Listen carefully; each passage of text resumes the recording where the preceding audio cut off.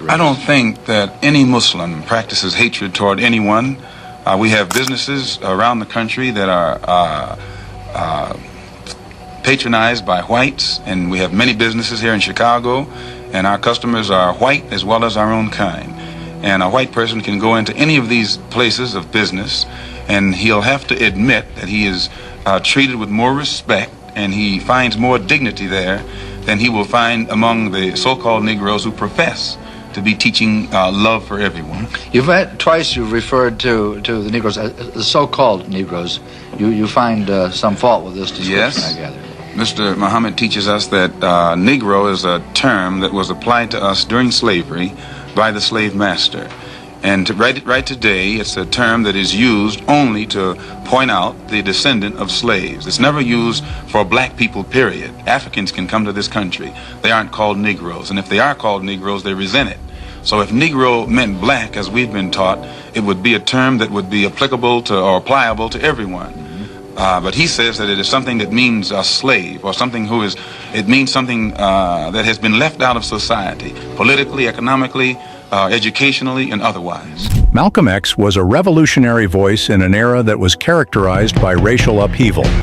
And this 1963 City Desk interview showcases his brilliance, clarity, and unapologetic resilience for telling the truth. During this interview, it becomes crystal clear that Malcolm wasn't just speaking to his interviewers, but was also speaking to a system that had failed Black Americans for centuries. His words weren't meant to soothe or appease, but to challenge, provoke, and inspire action. Malcolm dismantles the illusion of American progress during the minutes of this video, exposing the harsh reality millions of black people are forced to live with. While others suggested integration as the solution, Malcolm called it out as a facade, a false promise designed to keep black people dependent on white society. His speech reminds us that liberation could not be handed down from oppressors, but can be seized, owned, and defended by those who demanded it. One thing that makes this interview so powerful is Malcolm's fearlessness. He didn't just answer questions, he entirely reframed the narratives. When Malcolm was asked about equality, he didn't beg for acceptance into a broken system. Rather, he demanded justice, power, and self-determination. This wasn't just rhetoric, but a battle cry for a new identity that was once rooted in strength, pride, and unyielding resistance. His words remain a mirror to society, reflecting uncomfortable truths we can't afford to ignore. Let's watch the full interview with these questions in mind. How much has truly changed? Are the systems Malcolm condemned still thriving today? Good afternoon. No matter what your point of view may be, there is significant in the growth in Chicago and across the United States, if not around the world, of a movement known as the Black Muslims, a movement which is popularly believed to preach a doctrine of hatred for the white race and the ultimate supremacy of the Negro race. The headquarters of the Muslim movement is here in Chicago in the 5300 block of South Greenwood, and its leader now is known as Elijah Muhammad. He's in residence here. The most active person in the spreading of the Black Muslim movement is Elijah Muhammad's second in command, who calls himself Malcolm X. And Malcolm X is our guest today on City Desk. Across the desk, our panelists this week are NBC newsmen Charles McCune, Floyd Calver, and Len O'Connor. And Mr. X, may I begin by asking you, if you will please, outline for us the platform and policies of the Muslim organization. Well, the platform that the Honorable Elijah Muhammad, our religious leader, stands upon is the platform of complete freedom, justice, and equality for the 20 million black people, or so-called Negroes here in America. And he teaches us that because of the seriousness of the condition that our people now find themselves in, that it's absolutely impossible to solve our problems with means other than religion.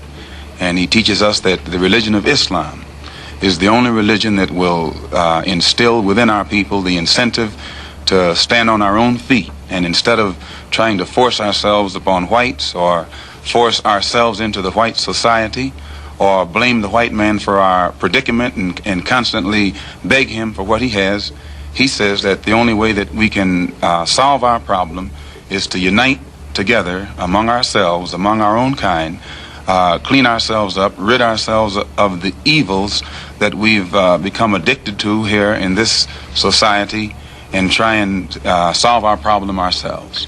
And I referred to the popular belief that the Muslims preach a hatred for the white race. You do not subscribe to this, then? No, I've never heard the Honorable Elijah Muhammad teach or preach hatred for anyone. He preaches hatred against evil, against drunkenness, against dope addiction, against poverty, and against having to beg for the things that a man is supposed to have. But I've never heard him teach us or any of his followers hatred toward any human being. Do you think that some of his followers possibly then have misinterpreted the word that they've heard and follow a practice of hatred for the white race? I don't think that any Muslim practices hatred toward anyone. We have businesses around the country that are patronized by whites, and we have many businesses here in Chicago, and our customers are white as well as our own kind. And a white person can go into any of these places of business, and he'll have to admit that he is treated with more respect, and he finds more dignity there than he will find among the so-called Negroes who profess to be teaching love for everyone. Twice you've referred to the Negroes, the so-called Negroes. You find some fault with this description, Yes. I gather. Mr. Muhammad teaches us that Negro is a term that was applied to us during slavery by the slave master. And right today, it's a term that is used only to point out the descendant of slaves. It's never used for black people, period. Africans can come to this country. They aren't called Negroes. And if they are called Negroes, they resent it. So if Negro meant black, as we've been taught, it would be a term that would be applicable to or pliable to everyone. But he says that it is something that means a slave, or something it means something that has been left out of society, politically, economically, educationally, and otherwise. You don't think of it as an anthropological term? Definitely. It's not an anthropological term, it's a slave term. And it was a term that was invented in America and was used by the slave makers, slave traders, and slave masters, and attached to the property or the chattel or merchandise that our people represented in that particular day. Mr. O'Connor. What is your real name? Malcolm X. Is that your legal name? As far as I'm concerned, it's my legal name. Have you been to court to establish that you are? I didn't have to go to court to be called Murphy or Jones or Smith.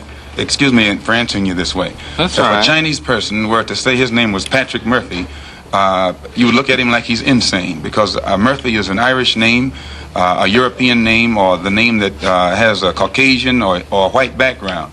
And a yellow person, Chinese is a yellow man, and he has nothing to do or no connection whatsoever with the name Murphy. And if it doesn't look proper for a person who is yellow or Chinese to be walking around named Murphy or Jones or Johnson or Bunch or Powell, I think it would be just as improper for a black person or the so-called Negro in this country, as we're taught by the Honorable Elijah Muhammad, to walk around with these names.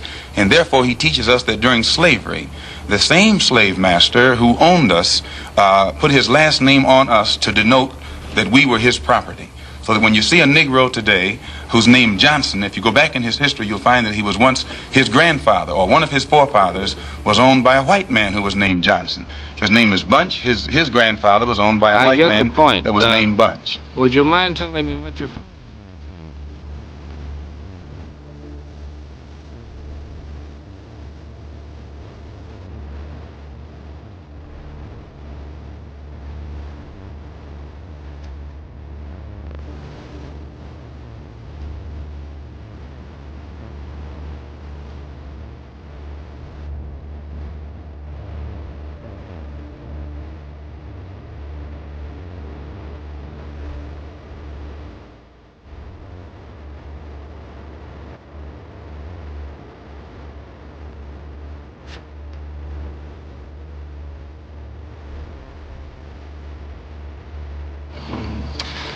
Let me ask you about the status of Elijah Muhammad. First of all, is he ill?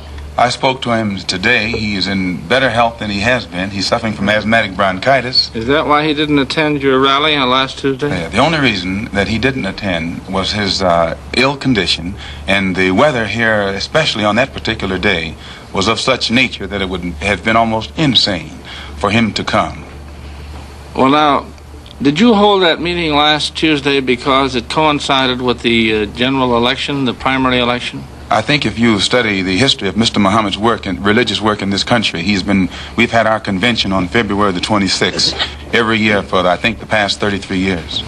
Well, now, while you don't care to discuss your former name or the name that the slave master gave to your antecedents, it is a matter of record that Muhammad's last name was Poole, Elijah Poole. No, that's the name that his slave master gave to his grandfather or great-grandfather, but that's not his name. Well, his mother and father thought when they called him Elijah Poole that was his name. They didn't know any better. Well, if they didn't know any better or not, they thought that was his name. Yes, sir, but sir... So what I'm trying to find out is when did he cease to be Elijah Poole and get to be Elijah Muhammad? In 1931, I think it was, in Detroit, he was taught the true history of our people and made aware at that time that he was wearing an English name, and by not being an Englishman, he looked out of place.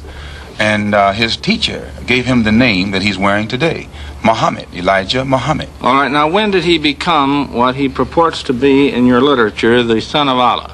I've never heard the Honorable Elijah Muhammad referred to as the son of Allah. The prophet of Allah. I've never heard him referred to as the prophet of Allah. What do you refer to him Messenger of Allah. All right, the messenger of Allah, and I appreciate the correction. Yes, he says that a prophet is somebody who predicts the future, and he's not predicting the future, whereas a messenger is someone who carries a message that has been given to him by one who authors that message. Well, now who gave him the message and to whom is it supposed to be delivered? Master W.F. Muhammad, the one who taught him, is the author of the message.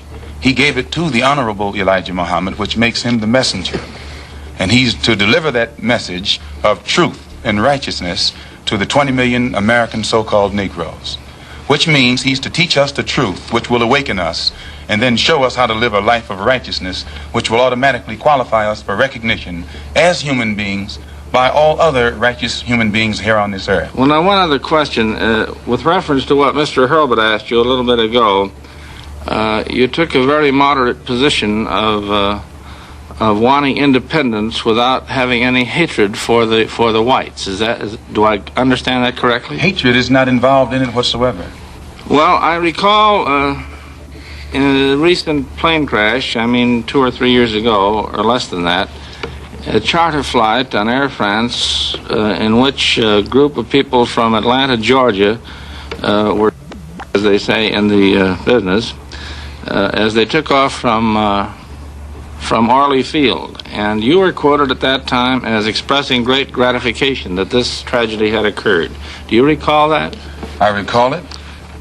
What did you say? Do you remember? The press misinterpreted it and misrepresented it. What did you say? They said that it was made at a Muslim meeting. It wasn't. It was made at a rally of Negroes, Baptist, Methodist, Catholic, and otherwise in Los Angeles, who were rallying to protest the brutal shooting of 7 unarmed Negroes. And what did you by say? Heavily armed white policemen in the city of Los Angeles.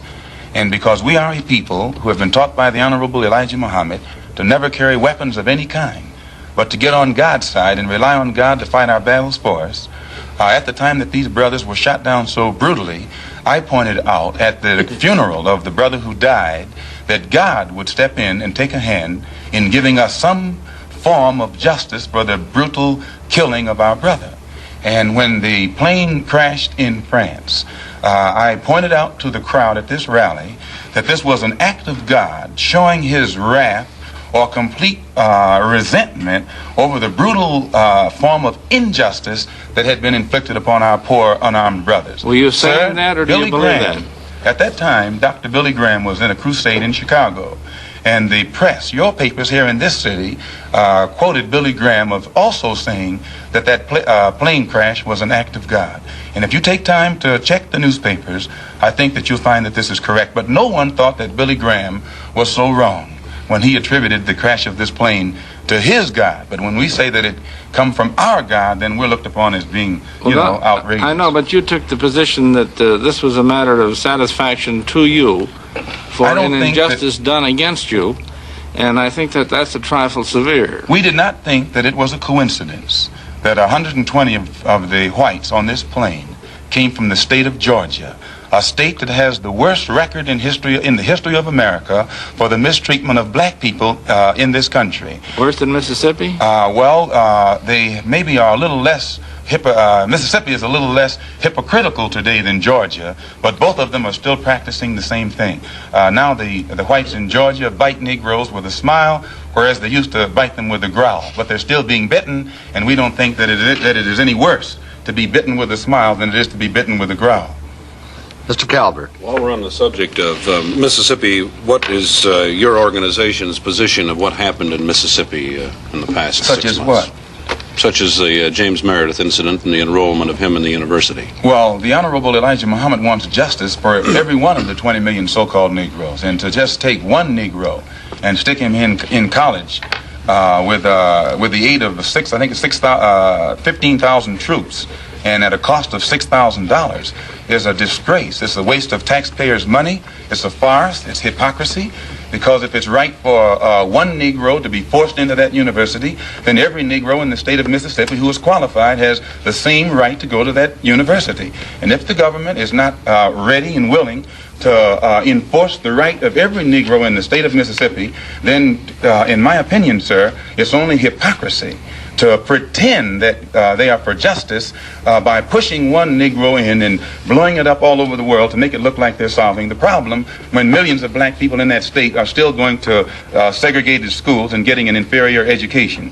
Does your organization encourage members to attempt to enter schools that have been known as all white in the past? The Honorable Elijah Muhammad doesn't discourage us from attending white schools, but he does say that it is better for us to go to our own schools, and after we have a thorough knowledge of ourselves, of our own kind, and racial dignity has been instilled within us, then we can go to anyone's school and we'll still retain our race pride, our racial dignity, and we will be able to avoid the subservient inferiority complex that most Negroes have, or that is instilled within most Negroes who receive this sort of integrated education. Well, you have a private school operating here in Chicago, at least, and possibly elsewhere, and it's been a subject of controversy lately. What is the acceptance of people who come out of your private schools into schools of higher learning? Yes, we have many students who have graduated from the University of Islam on 54th and Greenwood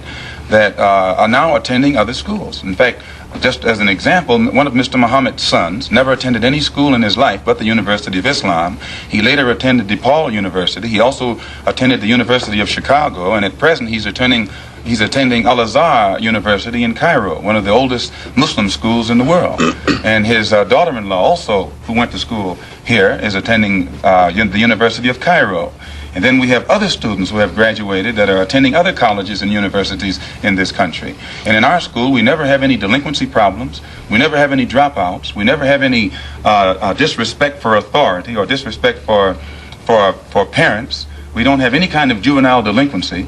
All of the things that the regular school system is complaining about, the critics and the most severe critics of Mr. Muhammad has to admit that we aren't plagued with those same problems in our own school. I have listened to your leader, at least on one occasion in convention here. It was 2 years ago, and at that time he advocated the separate state proposition of giving the what you call the so-called American Negro a separate state in which to live, to make their own way. Would you explain that philosophy, please? And have you had any support for it from anybody in official ranks? Your first question first. To my understanding, what Mr. Muhammad has said is that he wants freedom, justice, and equality for the black people here in America, which you agree they don't have. If they did, you wouldn't have a race problem. And he says, if America cannot bring about freedom, justice, and equality for our people in this country, then America should allow us to leave. If we can't get along together, we should be allowed to depart and go someplace where we can set up housekeeping for ourselves. Then he says, if America doesn't want us to go back home among our own people, and at the same time they want to keep us here, since we can't stay here and get along together in peace, he says what America should do is separate part of the country and give us a section where we can live, and give us everything we need to get our particular section functioning independently, support us for 25 years until we are able to function independently in a society of our own, and in this way the problem will be solved. Mr. McCune. You say there's no juvenile delinquency. What is the discipline that you Well, number one, excuse me, practice? sir. One of the first things that Mr. Muhammad teaches is you have to set an example if you want others to do right. And he teaches the grown-up Muslims to live a highly disciplined and a highly moral life of high morals. And by the parents displaying the highest of morals in front of the children at all times, automatically this sets a pattern or an example for the children. And in our schools, our children, the emphasis is placed upon the recognition of authority.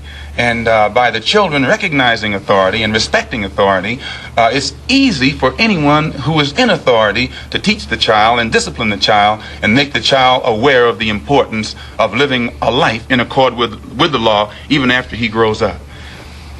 How did you happen to join the Muslim movement? I was in prison. I was a very wayward, criminal, backward, illiterate, uneducated, and whatever other negative characteristics you can think of type of person until I heard the teachings of the Honorable Elijah Muhammad.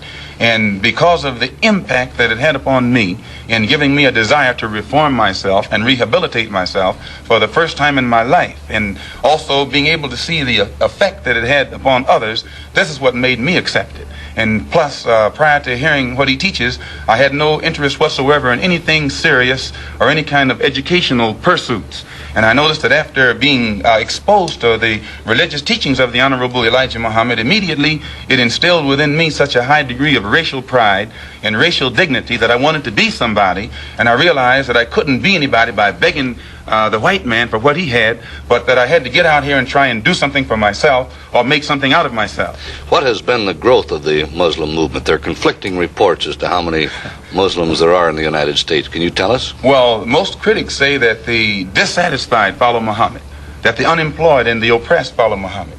And I think you'll agree, the sociologists, the economists, and other experts say that the masses of black people are dissatisfied, unemployed, oppressed, and fed up. So that he actually gets his support at the mass level. But now you have other Negroes at the class level who pretend not to go for him, because usually their job has been given to them by the white man. They have positions to which they have been appointed, and they think that the only way that they can protect their job is by pretending in front of the white man that they don't go for Mr. Muhammad either. But you find that he gets how many support Muslims at do all you levels. say there are in numbers? I couldn't say. I've never heard him say, and he's the only one who would know. 500,000? I couldn't say. I think that anyone who does say is not in a position to know, and anyone who knows wouldn't say. What do you think that the Urban League and the NAACP have accomplished for your people? What's your attitude Well, in toward their them? own way, they have been doing their best to bring about freedom, justice, and equality and human dignity for the black people in this country. But today you have such an intense degree of dissatisfaction and impatience existing among our people at the mass level that it is almost impossible to come to them with a program that's going to take another 100 years to solve their problem, and they still be satisfied to wait. So that they have, the Urban League and the NAACP has done a good job within their understanding. But today it takes more immediate solutions. And the solution that the Honorable Elijah Muhammad has is immediate. It's And more you practical. think they're not moving fast enough? Well, they're moving as fast as they can. But that's not fast enough for the masses of black people. If a person is sitting on a warm stove and you get ready to let him up, no matter how slow you are, he has patience because it's only warm. But the masses of black people who are sitting on a hot stove, they're impatient. And no matter how fast you say progress is being made toward letting them up, that progress is not fast enough for them. Well, the NAACP and the Urban League have both been critical of the Muslims. The NAACP and Urban League have been maneuvered into criticizing us against their own will. Usually the divide and conquer tactics have always been used by the oppressor to keep the oppressed oppressed. And the NAACP has been used against the Muslims. Efforts have been made to use us against them. But the Honorable Elijah Muhammad said he'll work with the NAACP, the Urban League, and any other Negro organization that wants to uplift the black man as long as it doesn't conflict with our religious principles. Well, I remember once when Elijah was quoted as having said that the Urban League and the NAACP sold out to the white man. Has he ever made that statement To my knowledge, I don't think that he has said that they sold out to the white man. I've heard him say that. Is that his feeling? The NAACP has been in existence for 54 years. And they elect a new national president every year. and they have never elected a black man to sit in that capacity. Arthur Spingarn has been president of the NAACP for 24 years, and so in this sense, it means that either they're practicing the same discrimination that they accuse the white man of practicing, they're practicing it themselves, or else they're not qualifying other Negroes in that organization for positions of leadership. This is our only criticism. You personally feel that they have sold out to the white man? You personally feel that those organizations have sold out to the white man? I don't think that they would knowingly allow themselves to be used or misused against their own people. So if they are failing to do the job that our people expect of them, probably it's just through lack of understanding. But today their understanding is increasing, and you'll find that they're developing a better ability to work with all different factions for the betterment of our people. Malcolm, how do you yourself feel about the white man? I believe that the white man has done a great injustice to the black man in this country by having kidnapped our people and brought us here and down to the level that we're on today. And today, instead of approaching the factors that their original mistake has created, instead of approaching these factors objectively and realistically, the greatest sin that they're doing now is trying to pretend that they never committed a crime, that they never did any wrong. And when the Honorable Elijah Muhammad points out the injustices that our people are suffering, they make that sin worse by accusing him of teaching hate, or by accusing him of black supremacy, or by accusing him of advocating violence, simply because he is pointing out the real factors in the problem. We have a little time left. You don't have to hurry so much, Malcolm. You were born in Omaha, is that right? Yes, sir. And your family left Omaha when you were, what, 1 year old? I imagine about a year old. And why did they leave Omaha? Well, to my understanding, the Ku Klux Klan burned down one of their homes in Omaha. This, had a lot of Ku Klux this made your family feel very unhappy, I'm sure. Well, insecure, if not unhappy. So you must have a somewhat prejudiced point of view, a personally prejudiced point of view. In other words, you cannot look at this in a broad academic sort of way, really. I think that's incorrect, because despite the fact that that happened in Omaha, and then when we moved to Lansing, Michigan, our home was burned down again. In fact, my father was killed by the Ku Klux Klan. And despite all of that, no one was more thoroughly integrated with whites than I. No one has lived more so in the society of whites than I. And it was only until I became a Muslim that I ceased living in the society of whites. You say you were thoroughly integrated with the whites, Malcolm. Yes. Do you have white people in your family background? Definitely. Most Negroes in this country have whites in their family background. How are you going to differentiate between the white blood that's in you and the Negro blood that's in you? And you don't mind my using the term Negro because you use this yourself. I use it interchangeably. I know you do. Why do you do that? Well, I use it if it fits the purpose to use it, but I use it against my will. Do you? But you used it voluntarily in describing the incident in Los Angeles. Still, I use it against my will. I guess the teachings weren't thoroughly inculcated. No, but when I say to you that the cops in Los Angeles shot down 7 unarmed Negroes, every Negro in the audience knows what I'm talking about. But when I say that they shot 7 Muslims, then a lot of the Negroes don't realize that you're still talking about colored Negroes. people, because you say you used the term colored people. You said I don't think I used the word colored on this program. Yes, you did. You did when we started. Not colored. I think so. Black people. I'm sorry. You did Black. say black. Well, we can use black, and that fits everybody. Okay. But sir, the black. Now let me get back to another point that you made. You said that you go back home. Now, what do you mean by back home? I've only heard the Honorable Elijah Muhammad say back among our own people. From You whence said back home. You don't mind my saying. Right, back home. But by that he Do means... you mean back into the roots of Islam, or do you mean back to Africa? Back home. And by back home he means back into our original civilization.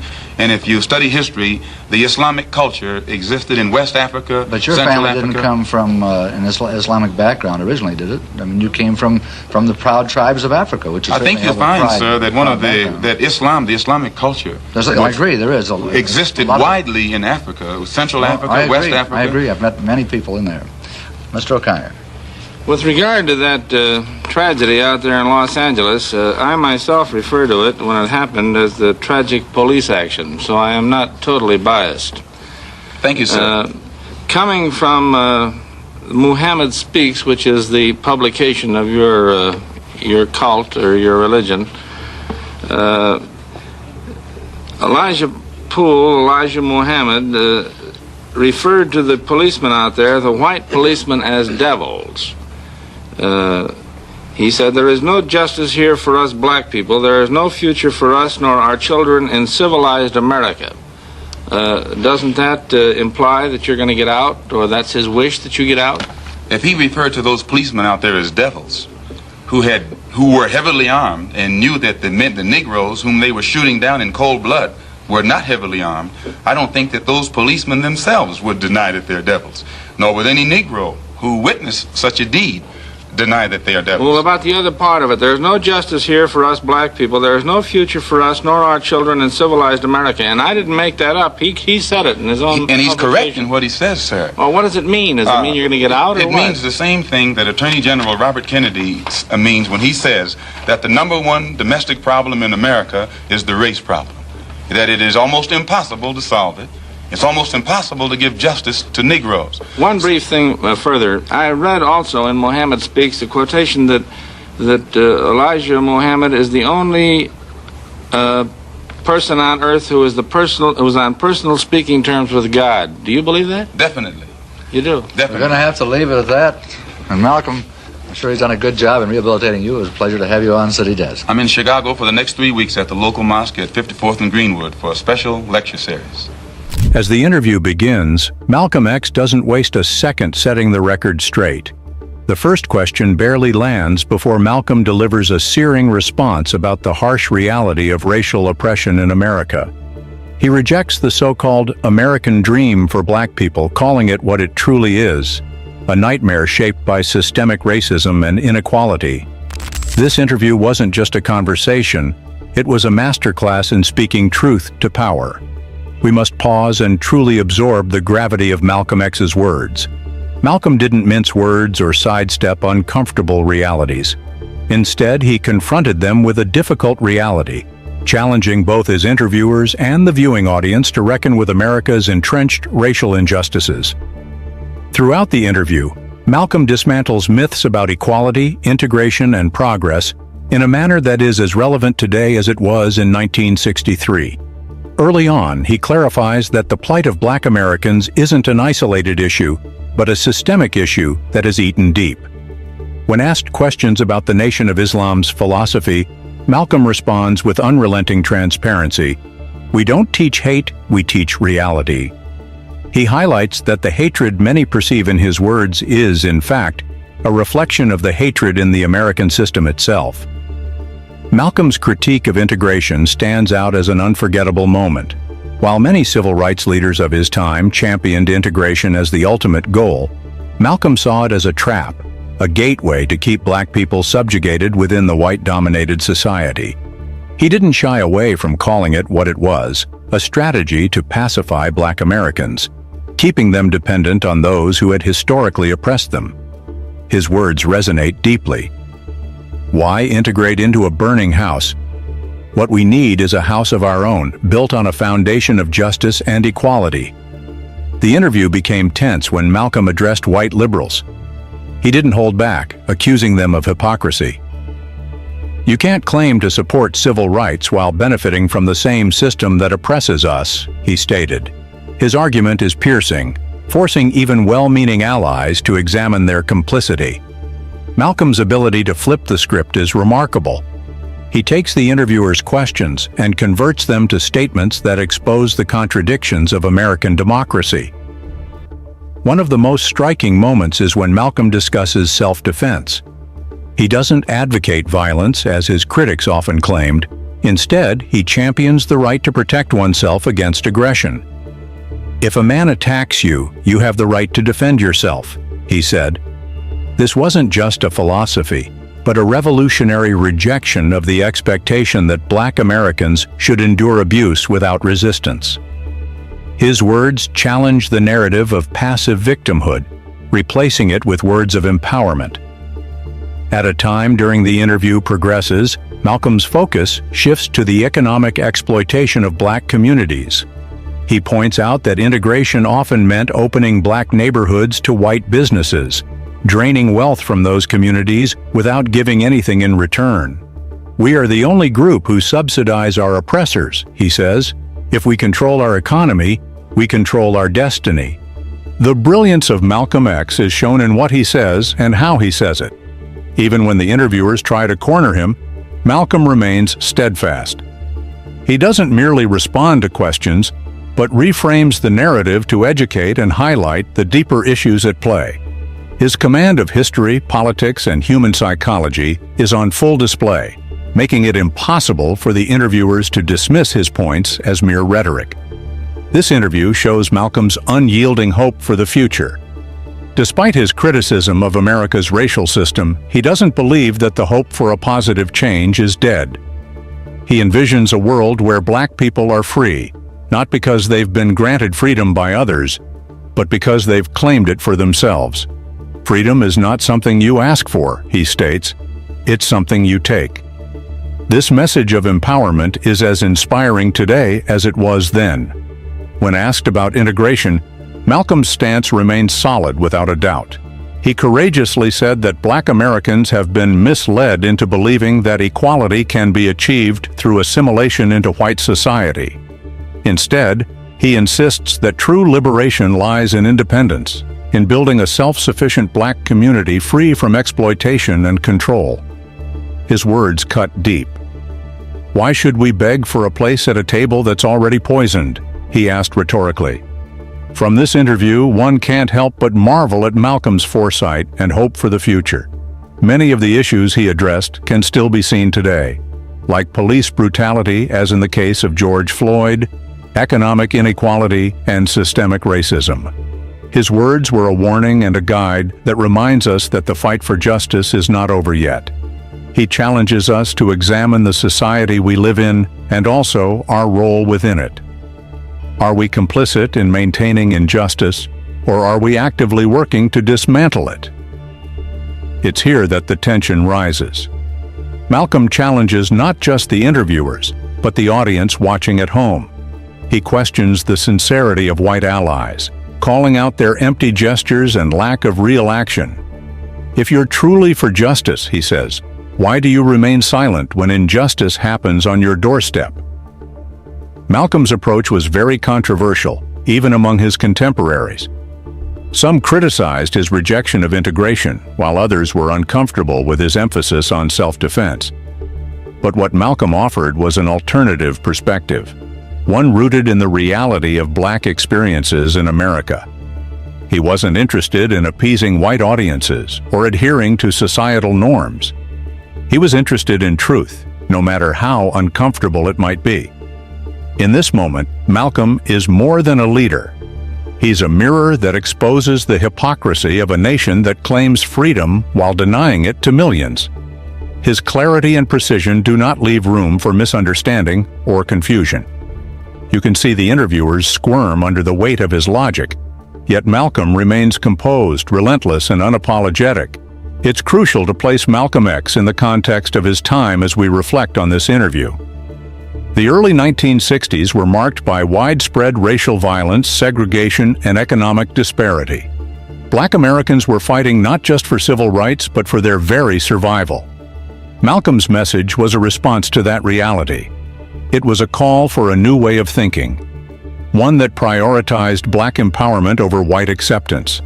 What's remarkable is that Malcolm X doesn't just highlight the problem, he also provides a solution. And yet, Malcolm's words live on today. They challenge us to question the lies we've been taught and to confront the systems that perpetuate inequality. They remind us that true progress requires more than surface-level change, but also demands a fundamental restructuring of society. So, where do we go from here?